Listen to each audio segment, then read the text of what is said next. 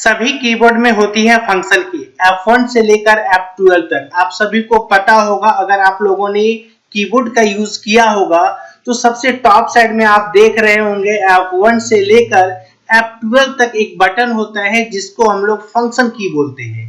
और आज उसी फंक्शन की के बारे में इस वीडियो में जानेंगे कि किस फंक्शन की का क्या यूज होता है।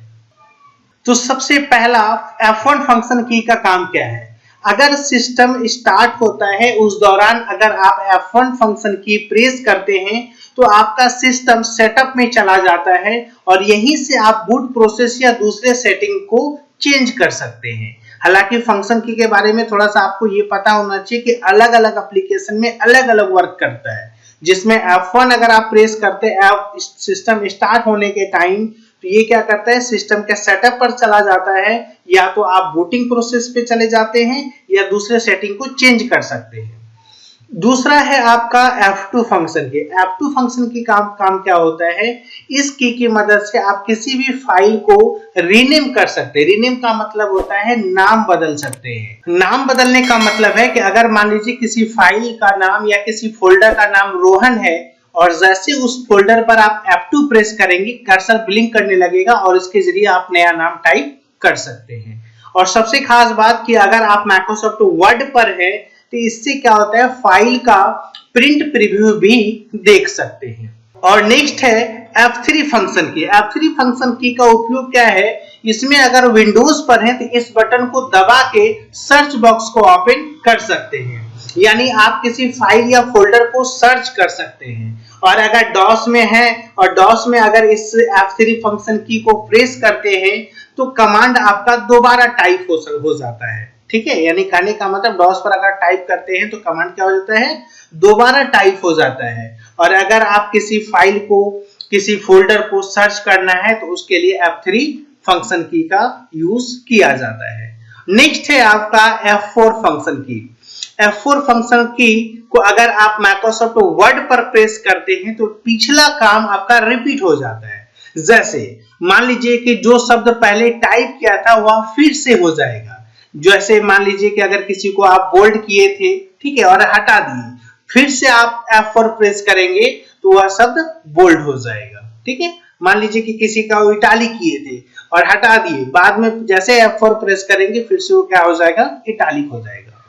और नेक्स्ट है आपका F5। F5 तो सबसे ज्यादा पॉपुलर है रिफ्रेश करने के लिए। अगर विंडोज पर अगर आपको रिफ्रेश करना होता है जो राइट बटन क्लिक करके किया जाता है माउस के जरिए, अगर कीबोर्ड से करना है तो F5 फंक्शन की का यूज किया जाता है।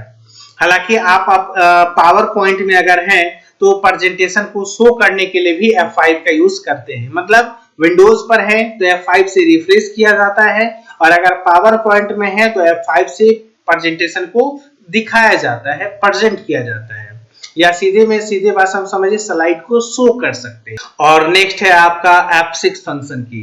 F6 फंक्शन की का काम क्या होता है, इसको अगर आप प्रेस करते हैं तो विंडोज में जितने भी फोल्डर्स के कंटेंट्स हैं वो शो करने लगते हैं। मान लीजिए कहने का मतलब कि कोई फोल्डर है उसके अंदर कुछ रखे हैं तो उसके कंटेंट्स को देखना होता है तो उसके लिए आप F6 प्रेस करेंगे। ठीक है, और इसके अलावा भी क्या होता है कि अगर आप माइक्रोसॉफ्ट वर्ड में है और वर्ड के सारे डॉक्यूमेंट्स को एक एक कर अगर देखना होगा तो कंट्रोल प्लस शिफ्ट यानी control plus shift plus F6 press कर देख सकते हैं। ठीक है, यानी F6 प्रेस करने से क्या होता है, जो भी विंडोज में खुला फोल्डर्स है उसके कंटेंट्स को देख सकते हैं। और इसके अलावा माइक्रोसॉफ्ट वर्ड पर control plus shift plus F6 press करते हैं तो एक एक डॉक्यूमेंट को आप देख सकते हैं। और नेक्स्ट है आपका F7 फंक्शन की। F7 फंक्शन की का काम क्या है कि अगर माइक्रोसॉफ्ट वर्ड में है और इस की को टाइप करते हैं तो उस वर्ड का स्पेलिंग चेक करता है। जैसे आपको पता होगा कि MS वर्ड पर बहुत सारा वर्ड ऐसा है जिसके नीचे अंडरलाइन आता है और वो इंडिकेट करता है कि कंप्यूटर की डिक्शनरी के अनुसार या तो उसका ग्रामर गलत है या तो उसका स्पेलिंग गलत है। और ये अगर बटन के जरिए यानी कीबोर्ड के जरिए करना चाहें तो F7 फंक्शन की को प्रेस करना है। और नेक्स्ट है आपका F8 फंक्शन की। F8 फंक्शन की का काम होता है कि टेक्स्ट को सेलेक्ट करने के लिए, जैसे अगर आप कुछ भी लिखते हैं तो तो उस टेक्स्ट को सेलेक्ट करना होता है माइक्रोसॉफ्ट वर्ड पर, तो उसके लिए आप F8 प्रेस करेंगे। हालांकि पूरे टेक्स्ट को सेलेक्ट करना है तो कंट्रोल के साथ E प्रेस करना है, लेकिन टेक्स्ट अगर जो चाहे वो, तो उसके लिए क्या करना है आपको F8। और नेक्स्ट है आपका F9 फंक्शन की।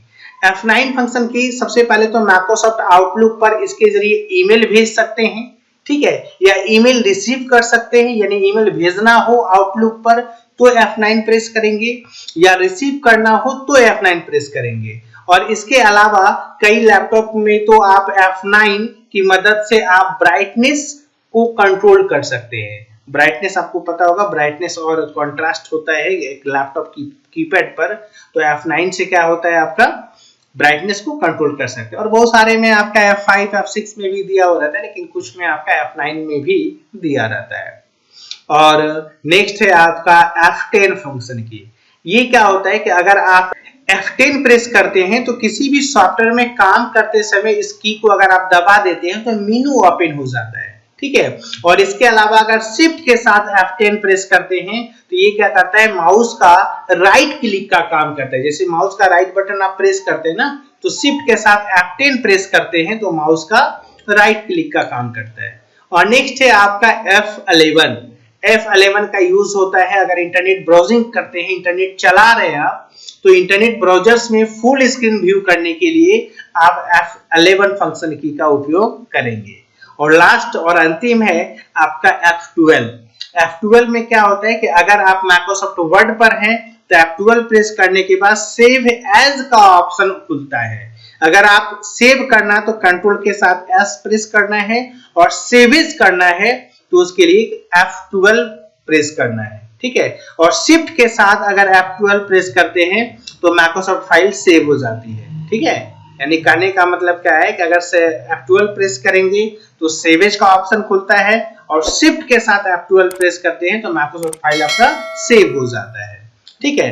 तो इस तरह से ये लगभग था आपका माइक्रोसॉफ्ट वर्ड पर कुछ ऐसा फंक्शन की का यूज कैसे करते हैं। हालांकि टैली पर जाएंगे तो फिर आपका चेंज हो जाएगा। हम तो पहले ही बताए कि अलग अलग एप्लीकेशन में अलग अलग काम करता है। तो जैसे ये सब ज्यादातर था माइक्रोसॉफ्ट वर्ड पर, ठीक है।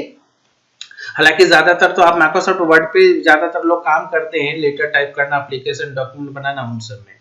और सबसे खास बात एग्जाम वगैरह में भी पूछा जाता है कि कंप्यूटर कीबोर्ड में फंक्शन की संख्या कितनी होती है, तो आपको पता होगा तो आप बता सकते हैं कि टोटल फंक्शन की कितना होता है, 12 होता है। कहां से, F1 से लेके F12 तक होता है। और इन सब फंक्शन की का यूज अलग अलग सॉफ्टवेयर पे अलग अलग काम करता है, ठीक है।